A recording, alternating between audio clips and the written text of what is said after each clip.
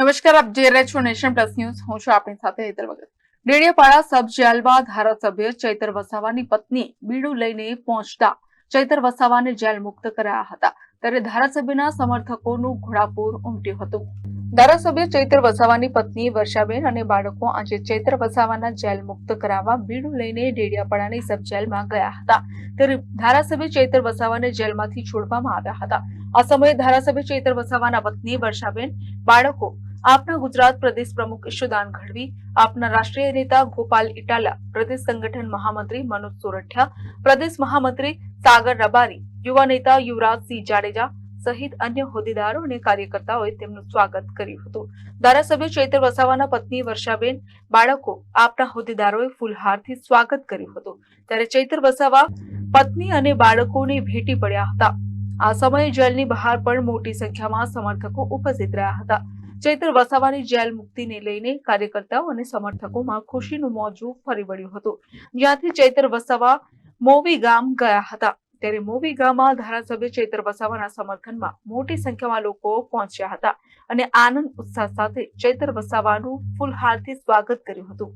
તો ધારાસભ્ય ચૈતર વસાવાએ પ્રતિક્રિયા આપતા જણાવ્યું હતું કે તેમને અને તેમના પરિવારને રાજકીય દ્વેષ રાખી ફસાવવામાં આવ્યા હતા. હજી તેમની પત્ની શકુંતલા વસાવા જેલમાં છે.